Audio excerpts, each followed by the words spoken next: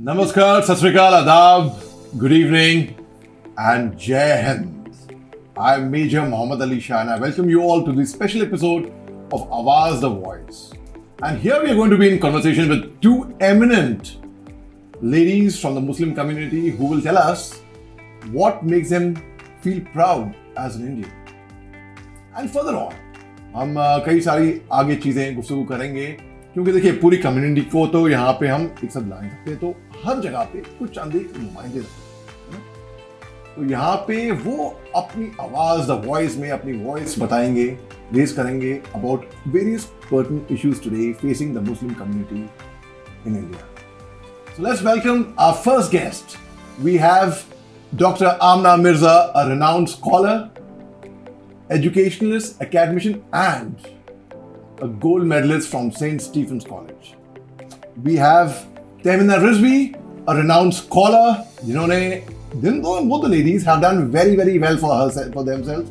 And Temina is from Kashmir. And let's hear how, because एक फर्क होता है कहीं भाई, people have kind of a Kashmiri Muslim और यूपी Muslim. मैं तो बोलता हूँ भाई हम सब हिंदुस्तानी हैं, सिंपल सी बात है भैया, ठीक है।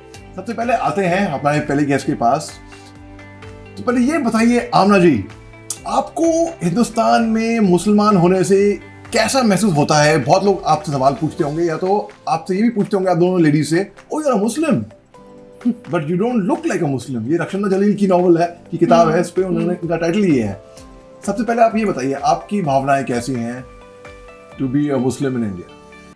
सबसे पहले शुक्रिया मेजर साहब, आपने इतने बेहतरीन अंदाज में आज के हमारी संवाद को शुरुआत करी, और उससे भी ज़्यादा शुक्रिया जिस तरह आपने इतने प्यारे प्यारे अल्फाजों में हमें इंट्रोड्यूस करा। मेजर साहब, जो आपने सवाल हमारे सामने रखा है वो बहुत ही गहरा सवाल है। गहरा सवाल इसलिए क्योंकि जब कोई कहता है कि आप अपनी माँ से प्यार क्यों करते हैं, क्या कोई बच्चा उसका आसानी से जवाब दे सकता है? तो आज जब इतना महत्वपूर्ण आपने सवाल मेरे सामने रखा है, that why do you love India? I love India because I love. Why do you love India? How do you feel to be? Absolutely, I'm coming to that. So why do you love? We all love India. Exactly. So because it's my motherland. Now, when you say कि how do you feel? जब आप एक ऐसी जगह होंगे जहाँ पर विभिन्न तरह की चीज़ों का मिश्रण होगा, जहाँ विभिन्न आचार हैं, विभिन्न विचार हैं, लेकिन उसके बाद भी हर किसी के बीच में प्यार है, तो ऐसे जगह होने में एक बहुत ही फ़ायदा रहा है। हर दिन कुछ नया सीखने को मिला है, हर पल कुछ बेहतर करने को मिला है। This is what I think has really added more to my strengths. And again, when I reflect on my journey, जैसे आप मेरे स्कूल के बारे में बता रहे थे, कॉलेज के बारे में बता रहे थे, शिक्षा के जीवन के बारे में भी हम लोग कार्यक्रम से पहले भी बात कर रहे थे, तो what makes India very special in my story or in rather anyone's story, major साहब, is this diversity. ये जो हमारे बीच में विभिन्नता है कि आज मेरे और आपके बीच में, या मेरे और तहमीना मैडम के साहिबा के बीच में मतभेद हो सकता है कि ये सही है ये गलत है, मनभेद नहीं हो सकता। जैसे दो पड़ोसी होते हैं, दो घर के लोग होते हैं, एक दिन शायद हम एक दूसरे से लड़ लें, लेकिन दूसरे दिन जाके फिर साथ जाके बैठ जाते हैं ना। So this very idea of inclusion, this diversity is what has made my country very special to me. And again, this very speciality of my country to get the best from everyone has made it even more dear to me. Very well said, very well said, and I am very impressed. I mean, बहुत सही, आपसे यही उम्मीद थी और मैं सुनना भी यही चाह रहा था अगर ईमानदारी से पूछे तो। तमीना जी, आप ये बताइए, आपने ये अक्सर ये सवाल लोग आपसे पूछते होंगे, आप बोलते होंगे, आपने ये सुना है कि But you don't look like a Muslim. Don't look like a Muslim. तो मेरे को भी ये पूछते हैं, तो आपके जहन में उनका क्या मतलब इसका हो सकता है और वो क्यों पूछते हैं ये सवाल? पहले तो thank you so much, but जहाँ तक इस सवाल की बात है that you don't look like a Muslim, I've often got these questions from everybody. I get that. Because I don't know, एक पोर्ट्रे किया गया है या उनके दिमाग में ऐसा डाला गया है कि एक मुस्लिम जो है एक स्पेसिफिक तौर का दिखना चाहिए, जिसमें मैं शायद फिट नहीं होती। अभी अगर मैं जैसे उस टिपिकल टेम्पलेट में पड़ जाऊं तो दूर से दिख जाऊंगी कि मैं कौन हूं, है ना। बट मुझे पर्सनली लगता है कि जैसे कि हम डाइवर्सिटी की भी बात कर रहे हैं, मुझे पर्सनली लगता है मुझे कभी ज़रूरत ही नहीं पड़ी कि मैं अलग से जाके किसी को दिखाऊं कि मैं कौन हूँ। मैं हिंदुस्तानी हूँ, आई आइडेंटिफाई लाइक दैट, और मुझे बहुत खुशी है कि मैं वैसे आइडेंटिफाई करती हूँ। इनफैक्ट समथिंग आई पर्सनली से टू एवरीबडी, एक पैन इंडिया सिटीजन होने का जो एक खुशी और कंफर्ट है वो मुझे हमेशा फील हुआ है। मुझे अलग से किसी को दिखाने की ज़रूरत नहीं है। जहाँ तक बात ये है कि you don't look like a Muslim, मैं तो वापस सवाल पूछती हूँ, आपके हिसाब से मुस्लिम दिखना कैसा चाहिए? बहुत सही कहा, बहुत सही फरमाया आपने।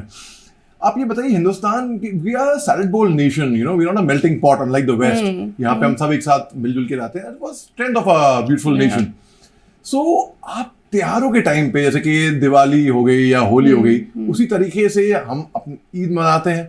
तो आप दिवाली और होली कैसे मनाती हैं, आप ये बताइए आना जी। जैसे मेजर साहब आपने कहा कि जो त्यौहार होते हैं वो they are beautiful, festivals are beautiful, festival और ओकेजन ऑफ सेलिब्रेशन। तो जिस तरह तैयारियां मेरी ईद के लिए होती हैं कि शॉपिंग करना है, सारे बड़ों को, सारे फैमिली के लोगों को, सारे दोस्तों को मुबारकबाद देनी है, उसी तरह उतनी ही खुशियों की तरह मेरी होली भी होती है, उतने ही उत्साह के साथ मेरी दीपावली भी होती है, और दीपावली के बाद भाई दूज व अन्य जो प्रथाएं वो सब भी उसी खुशी के साथ होती हैं। This is what I really say that this is like the real beauty of our land.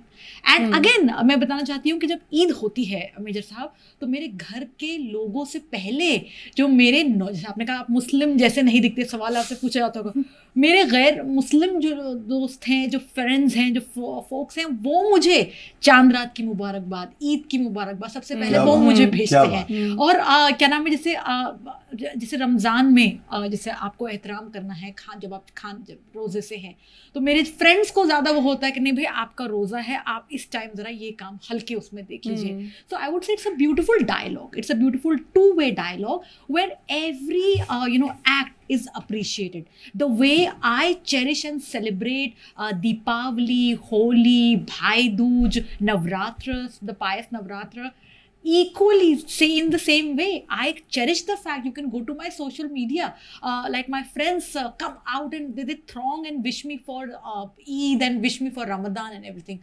So beautiful dialogue, खूब जम के जितनी खुशी के साथ ईद मनाते हैं, उतनी ही खुशी के साथ दिवाली और होली भी मनाते हैं। अरे वाह वाह। जी आप ये बताइए, कश्मीर में ख़ास तौर से जब दिवाली होली होती है, बहुत से लोग हैं जो कश्मीर गए नहीं होंगे या वो उनको बहुत डर लगता है फालतू में।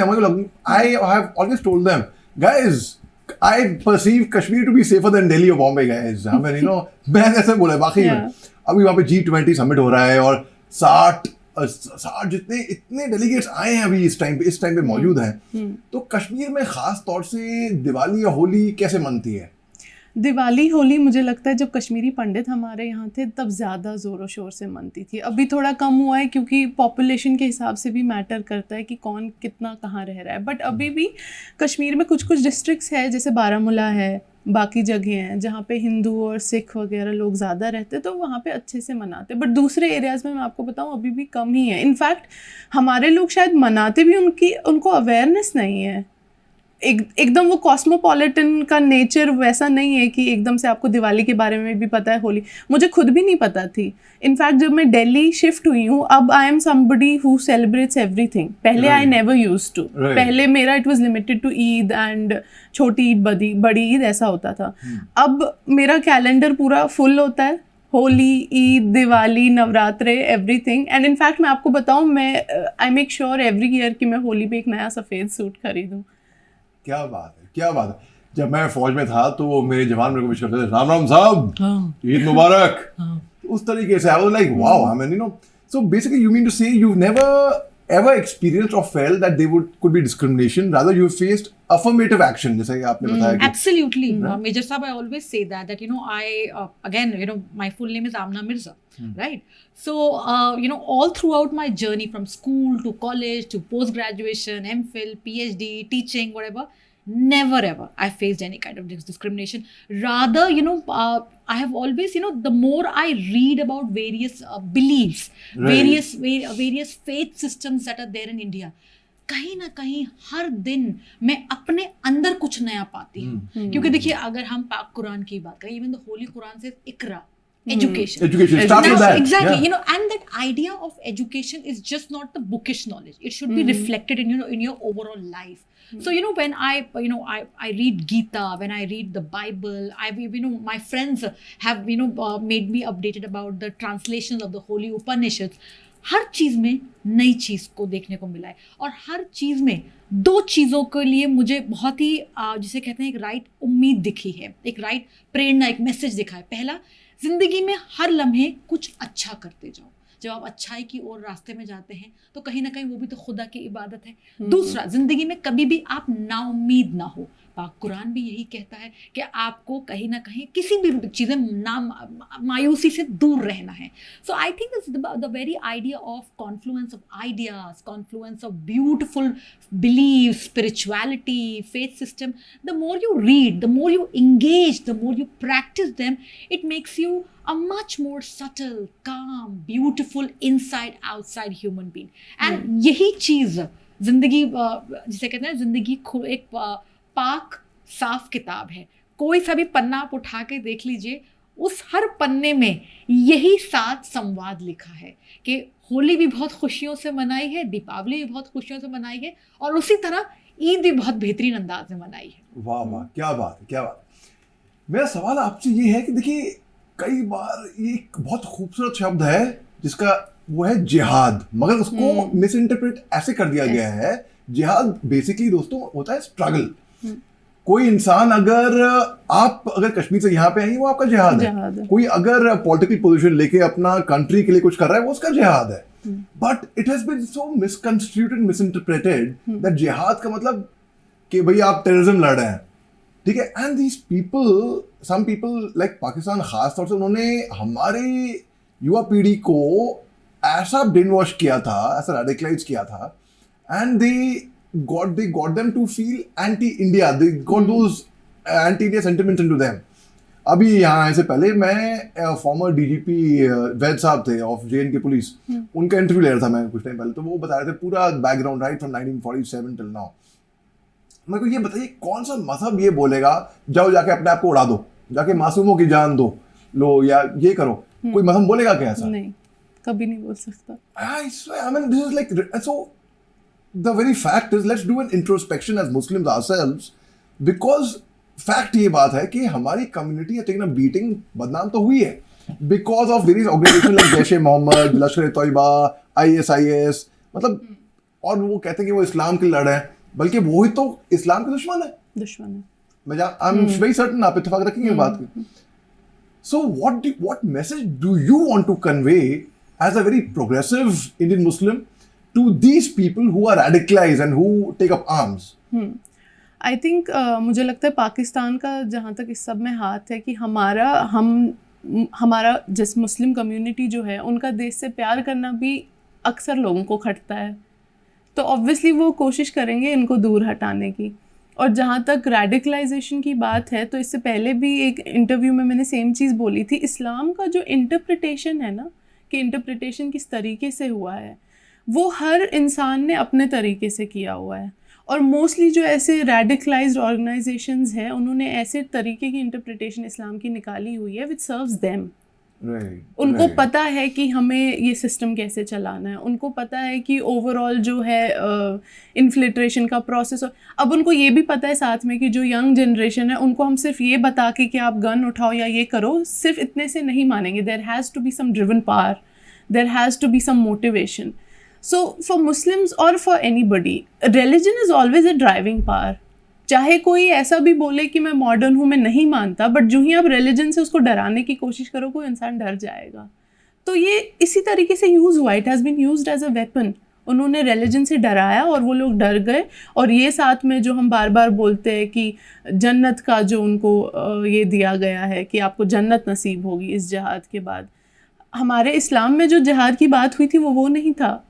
इनफैक्ट मैं कहती हूँ पढ़ाई के लिए कहीं जाना वो भी एक जिहाद है, नौकरी के लिए रोज़ अपने पेट के लिए बाहर निकलना वो भी एक जिहाद है, पर उन्होंने तरीका उसका गलत अपनाया। राइट यू नो, आपने बड़ी खूबसूरत बात अभी करी, lot of things, in fact you brought out very very pertinent points in fact. So my message is, you know, मैंने सर्विस करी जम्मू कश्मीर में, और नॉर्थ ईस्ट में, मगर नॉर्थ ईस्ट में मणिपुर नागालैंड में मैं देखा I never came across anyone who was suicide bomber, but JNK में we got lot of people who were willing to die, they came across, they were trained in Pakistan, they said वो मरने ही आए हैं क्योंकि उनको जन्नत नसीब होगी, बट रबिश, राइट। और मेरे को अब तक याद है, मेरी sister she went to a renowned college in India, one of the leading colleges, and she was asked by a roommate, जब इंडिया और पाकिस्तान का मैच होता है तो सायरा तुम किसके लिए चीयर करती हो, इंडिया के लिए या पाकिस्तान के लिए? And she was aghast. She was shocked, just like the way you were shocked before the show. I mean, I asked you the same thing.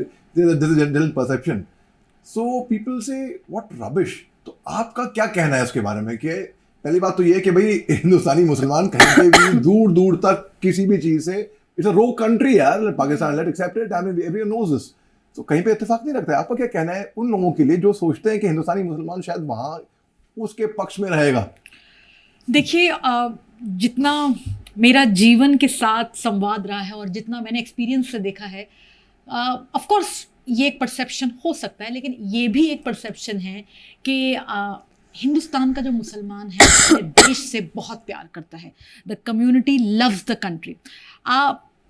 उतार चढ़ाव जिस तरह हर परिवार में चलते हैं, इसी तरह कहीं ना कहीं मैच हो गया, कोई सोशल मीडिया पे पोस्ट को लेकर हो गया, उतार चढ़ाव चलता है। लेकिन सबसे खूबसूरत बात यह है इस पूरी कड़ी में कि उसके बाद थमाव भी आ जाता है, उसके बाद फिर जुड़ाव भी आ जाता है। Again today India is a land of opportunities. India is the story that the world wants to narrate, that the world wants to understand. And here in this, there is tremendous quest on part of the community to come out. You mentioned about G20. Within that G20, there's so much focus on for tapping on technological driven globalization with equality, trying to get women led development, trying to correct the follies of global governance, trying to write एक ऐसी कड़ी लिखना जहाँ सबकी आवाज़ हो। जैसे अगर हम बात करें वसुदेव कुटुंबकम, तो वो तो जब हम कह रहे हैं one earth, one family, one future, तो ये जो एक कॉमन फ्यूचर है मेजर साहब, वो तो सबको आज तालीम चाहिए, सबको तरक्की चाहिए। और आज के टाइम में आप इस बात से इत्तेफाक रखेंगे, you worked in the army, you're a brilliant TEDx speaker yourself, and in today's time you have to stand out as excellent. You cannot lead incompetence, you cannot be shirking the work. और यही बात तो कुरान में भी लिखी गई है। When you read the Surah Najm, it tells you that what a human being gets, it's because what you strive for. So today you have to strive for excellence. India is the place where excellence actually matters. Today, yes, you have to strive for parity. You have to strive for getting the right chord of symphony. हमारे मुल्क में है, उतार चढ़ाव चढ़ता है। हमसे भी लोग कहते हैं कि अगर आप मुसलमान हैं तो आप नॉनवेज नहीं खाते, ये कैसे हो सके? तो मैं कहती हूँ नहीं, मैं नॉनवेज बनाती बहुत अच्छा हूँ, पर मैं I am a pure vegetarian. Rather give me high five versus from the wow, so cool is that, because I too am a vegetarian. Exactly. तो मुझसे जैसे अगर आपने मुझे अपनी बहन का, you narrated to me your sister's incident, allow me to narrate my since my school, my college, I have been a vegetarian, and quite often when people they say Amna Mirza vegetarian, how is that possible? How is that possible? So quite often in jovial thing, my friends used to tell me, why don't you change your name from Dr. Amna Mirza to Dr. Amna Mishra? Oh God. So I'm like, okay, but again even in this aspect, again I think the onus lies on the individual. How do you not just break the stereotype, but also get the dialogue on. अगर आज हम कहते नहीं हम nonveg नहीं खाते, people do believe, and people say नहीं यार ये भी है. So I think it's very important to engage, equally very important to let the right message flow. You are like a brand ambassador of your family, you're a brand ambassador of your respective community, you're a brand ambassador, say, of your respective educational institution or workplace. How do you strike that message with the larger many people? It's the onus lies on you. And I think as you said, like you beautifully you were narrating about this entire comparative contrast from this side of the country to that side of the country. For me, हम जब उसको सुन रहे थे, हम लोग कहते वाह major साहब तो भाई सब जगह घूम फिर कर आए, सब जगह मेहनत करके आए हैं. So I think this kind of conviction, this kind of confidence is needed on part of every individual. आज हर और as you just said कि हम लोग कहीं ना कहीं जिंदगी में कुछ बेहतर करके आए हैं. We have a good voice. instead of also saying कि कुछ कमी है, it is equally important on part of the empowered citizens too कि समझाएं कि आगे का रास्ता किस तरह अच्छाई के साथ, तालीम के साथ, तरक्की को पसंद करते हुए आगे लेकर जाना है। जब ये बात हो जाती है तो फिर किस टीम को सपोर्ट, क्या टीम को सपोर्ट मायने नहीं रखता। And yes, but I would really say that इस देश का मुसलमान इस देश के प्रति वफादार है। Absolutely, very well said. अब बहुत Very well प्यार said. करता है, ये बात सब जानते हैं। ये बात बिल्कुल सब जानते हैं। चाहे हर चीज़ में, चाहे जैसे आज़ादी का अमृत महोत्सव हुआ था, हर स्कूल कॉलेज ने मनाया था उसको। जब आज़ादी का अमृत महोत्सव हुआ तो बहुत सारे लोग, कहीं मैंने किसी एजुकेशन इंस्टीट्यूट में कोई भेदभाव देखा है, सबने आगे से आगे बढ़कर कहा कि मुसलमान समुदाय की ये भागीदारी है आज़ादी के उसमें।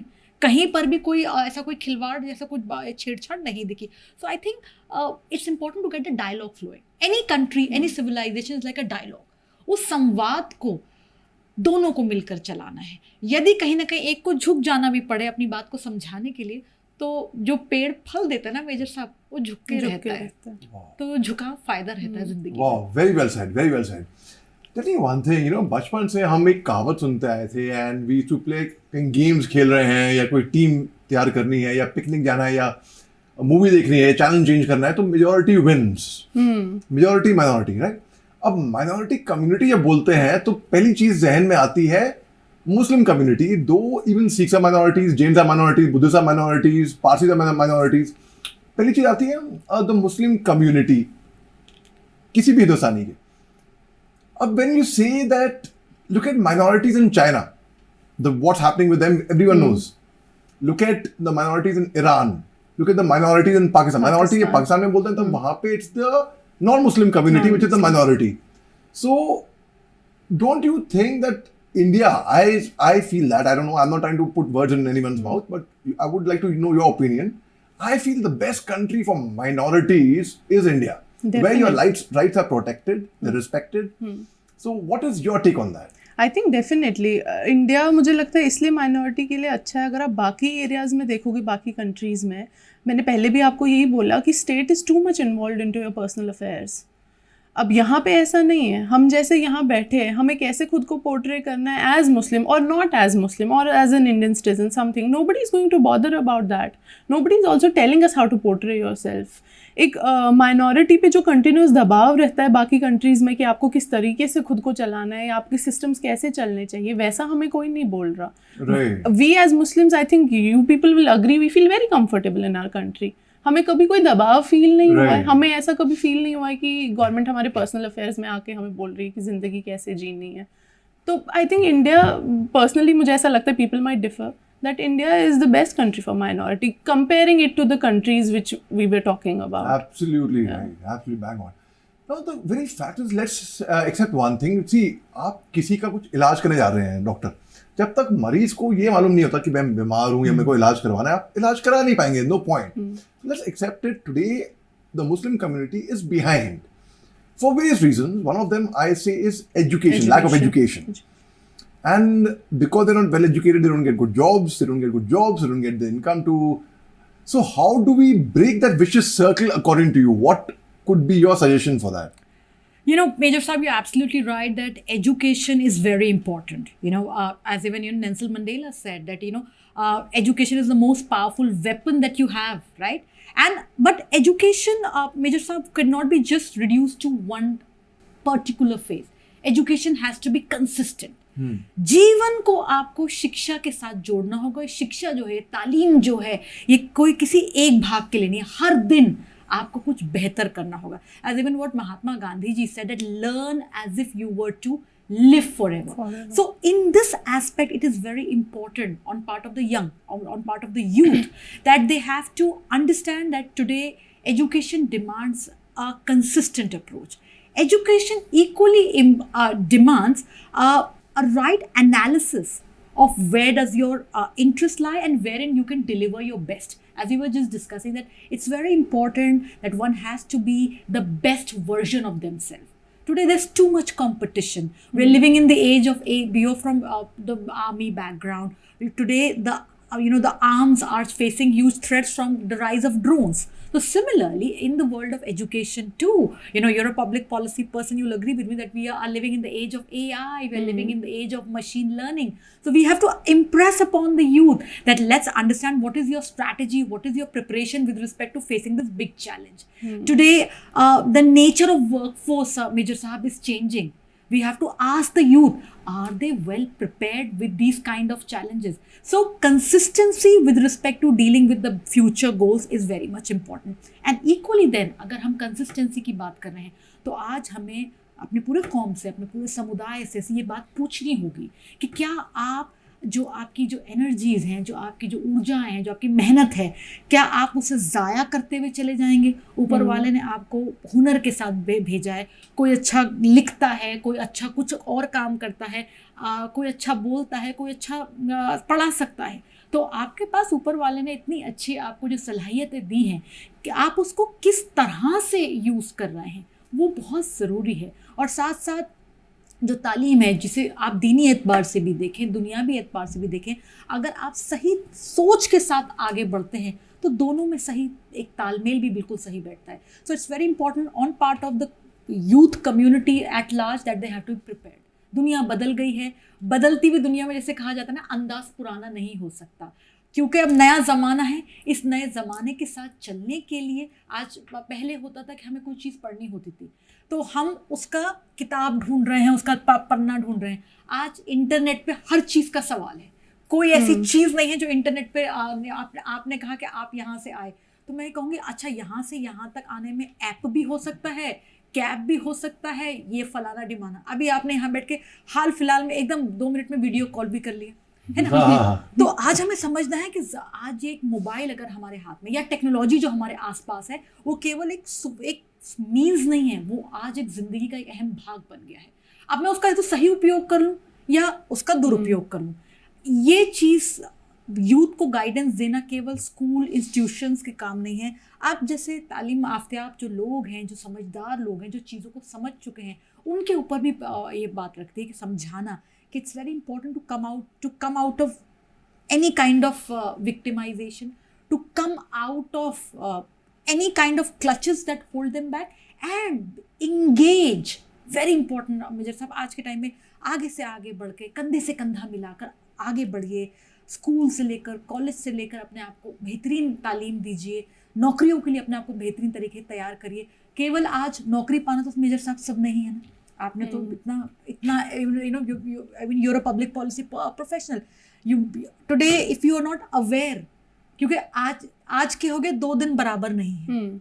जो कल ट्रेंडिंग था वो आज तो ट्रेंडिंग नहीं है ना। सिमिलरली जो हमने कल पहना वो शायद हम आज पहनना तो पसंद नहीं करेंगे, क्योंकि शायद सेम इतने लाइक्स भी नहीं आएंगे, ठीक है ना। हैशटैग्स की दुनिया हो गई। सो इट्स वेरी इंपॉर्टेंट, आज सबको नई तालीम के साथ आगे बढ़ना होगा, और उसमें कोई भी अगर आपसे तालीम से पीछे हटने की बात करे वो आपके साथ नाइंसाफ़ी कर रहा है। वेरी वेल सेड, बहुत खूब फरमाया आपने। पता है दरिमन जी, अभी कुछ दिन पहले मैंने कैब बुक करी एयरपोर्ट जाने के लिए, और सुबह अर्ली मॉर्निंग का टाइम था, एंड जैसे मैं कैब में बैठा, Muslim driver, with all respect to him, he was playing loud something on the, it was a sermon, it was a religious sermon kind of a, I don't know what it was, मेरे को समझ में नहीं आया, मगर it was very loud। और सुबह का टाइम था, मेरे को सोना था भाई गाड़ी में कि भाई फ्लाइट है, फिर इतना आधे घंटे सो लूँ मैं कम से कम। एंड आई टोल्ड हिम, भैया थोड़ा प्लीज थोड़ा वॉल्यूम बंद कर दिए म्यूजिक। तो वो बुरा मान गया, वो कहता है हाय लाहौल वाला खुदा, तो कह रहा है कि भाई ये तो खुदा के गाने हैं, पता नहीं क्या है। अब मैं एज मोहम्मद अली शाह, मेरे को नहीं भाया what he was playing, so I can imagine if a non-Muslim would have been sitting in his cab and फिर he would have made an opinion, अरे ये ऐसे ही होता है। हालांकि the stereotype कि अरे ये लोग तो ऐसे ही होता है। I don't get it। So कहीं ना कहीं क्या आपको लगता है कि it is the Muslim community or the minority community wherever in the world over should know how to conduct themselves with the majority community, and the majority community also should know how to conduct themselves with the minority community। जैसे घर में छोटा भाई बड़े भाई की तरफ देखता है, उस माहौल में बड़ा भाई छोटे भाई की तरफ देखता है। So do you think they both the communities from both sides should know how to conduct well with each other? Yeah, definitely। I think जब आप डाइवर्सिटी की बात करते हो और सब लोग साथ में रह रहे हैं, So you have to coexist. The whole point is of coexisting. It's like अभी जैसे इन्होंने बोला था कि आप घर में रह रहे हो, भाई दो लड़ाई करेंगे, आप खानदान छोड़ के तो नहीं चले जाओगे ना. The whole problem is कि coexisting में जो reactionary आपका हो गया और आप टची हो गए हो. अब अगर मैं किसी की छोटी बहन या छोटा भाई हूँ और बड़ा भाई या छोटा भाई मुझसे कुछ कहता है और every day I start reacting on the same thing, तो एक दिन तो हम एक दूसरे से इतनी नफरत कर लेंगे that we might not like to see each other's faces. Right. But family का position क्या थी सोसाइटी में कि आपको एक दूसरे आपको डिफरेंसेस हो सकती है definitely because you are two different humans, you bound to have differences. ऐसा कभी नहीं हो सकता कि आपका भाई जो बोलेगा आप सेम चीज़ पे हाँ हाँ मिलाओ. It's not possible. Either you are fake right और एल्स इट्स नॉट पॉसिबल. और अगर वैसे आपको करना है आप ना भी कह सकते हो, आप रिस्पेक्टफुल भी हो सकते हो. Like I can disagree to your opinion, but I can also be respectful towards you. I don't have to be very, कि मैं कोई भी लफ्ज़ अपने मुंह से निकालूं आपके टूवर्ड्स कि आप ऐसे ही हो या आप हमेशा यही बोलते हो या मुझ पे तो ऐसा बोल रहे हो कि मेरा भाई रोज़ मुझ पे जुल्म करता है, ऐसे तो नहीं कह सकते ना. सो आई थिंक पूरा पॉइंट ही when we look at our country, it's not like we don't have to function as कि मुसलमान कंट्री को ऊपर उठाना है या हिंदू कंट्री को ऊपर उठाना है. We have to function as Hindustani और हिंदुस्तान को ऊपर उठाना है. सो every community, even for Christians, Jains, Sikhs, everybody, they have to coexist and make this country better than what it was earlier. It's not about एक community कभी ऐसे अकेले function करके आगे नहीं जा सकती, सबको हाथ मिला के ही आगे चलना है. और family में भी ऐसा ही होता है, सबके साथ आप function करते हो. We have learned those examples कि अकेले stick जब आप तोड़ोगे वो टूट जाएगी, bundle of sticks आप तोड़ोगे तो नहीं तोड़. But then you have to understand, external forces अगर आपको तोड़ने आएंगी और आप साथ में हो तो आप नहीं टूटोगे. बट अगर आप सिंगल स्टिक खड़े हो रहे हो कि मैं तो मुसलमान, मैं तो हिंदू, मैं तो क्रिश्चियन, तो एक्सटर्नल फोर्सेस आपको इतना इजीली तोड़ देंगे. So you have to look at the larger picture कि आप कैसे पूरे कम्युनिटी को बचा सकते हो. राइट. अभी जाने से पहले एक आखिरी सवाल मैं पूछूंगा खास तौर से आपसे. देखिए अभी हाल ही में हिंदुस्तान में G7 समिट हुआ जहाँ पे बिलावल भुट्टो जरदारी भी गोवा आए थे और बार बार वो कश्मीर का मुद्दा उठाते हैं और कहते हैं हम बात नहीं करेंगे जब तक कश्मीर का इशू सॉल्व नहीं होता. कोई सर नहीं, कोई पैर नहीं, कोई तुक नहीं, तू मान या मेहमान ना मान, मैं तेरा मेहमान नहीं. मेहमान मतलब वो आए थे, हमने बुलाया था, ठीक है, मगर यार वो बार बार कश्मीर का मुद्दा उठाएंगे और फिर आर्टिकल 370 का एब्रिगेशन एंड 35A का एब्रिगेशन उठाएंगे, वो मुद्दा उठाएंगे. So he is the cartoon of Pakistan, I would call him, and there's another word for him which I would not like to use right now. So what is your take as a Kashmiri on Pakistan time to time bringing up this issue of Kashmir in the international community? मुझे लगता है Kashmir is a very sensitive issue. तो India does deal it with like sensitive matter है, उसी हिसाब से deal भी करता है. बट पाकिस्तान कहीं ना कहीं या दूसरी कंट्री भी और their members are still treated as externals. और मुझे लगता है एक्सटर्नल को उतना खास राइट नहीं होना चाहिए कि आपके मैटर. इट्स लाइक आपको नेबर बोल रहा है कि आप अपने बेटे के साथ कैसा व्यवहार करो, right? You would not like to entertain him. Yeah. I mean, why would your neighbor tell you कि आप अपने बच्चे के साथ कैसे behave करोगे? Very well said. और अगर आपका बच्चा थोड़ा कमज़ोर है या सेंसिटिव है तो आप उसके साथ सेंसिटिविटी से ही डील करोगे. But not that another person will tell you कि अरे तुम तो इसको ज़्यादा आराम से डील कर रहे हो, इसको तो 2 थप्पड़ लगाने चाहिए. Very well said. You know that thing. I think these people should not involve in what we are doing to our states and our countries, that like our communities. That's our problem first. और दूसरी बात ये जो हर international सतह पे I have a problem with this, her international सतह पे जो कश्मीर आके पहला डिस्कशन कश्मीर होता है, लाइक इट्स लाइक अ सोने की मुर्गी for everybody. I hate the fact that Kashmir is treated like this कि हर international, I am talking about external countries, हर कोई एक्सटर्नली आके पहले बोलता है आप हमें कश्मीर पे जवाब दो, यहाँ पे क्या किया, यहाँ पे क्या किया. It should not be discussed in this way. It's a sensitive matter, and Kashmir को I think I would say very bluntly, Kashmir को खुदारा छोड़ दीजिए. I mean, just leave it at it's a beautiful place. We have beautiful people. We have good people coexisting nicely. बार ऊपर से इसको ऐसे करके और खराब ना करें. It's just good as it is. बहुत दुरुस्त फरमाया आपने. आपने बहुत खूबसूरत बात की थी बीच में, यू नो, व्हेन दे इन्होंने रिलीजन को मुद्दा बना के and they use people Yeah. Based on religion, as Karl Marx had once said that religion is the opium Opium of the for masses. masses. So ये पाकिस्तान को, जहाँ तक मेरा एनालिसिस है, इनको वैसे भी कोई लगाव नहीं है या प्यार नहीं है कश्मीरियों से, because they Indians at the end of the day and they try to brainwash them. इनकी नजर है जमीन पे. Basically it's just that it bottom line to that basically.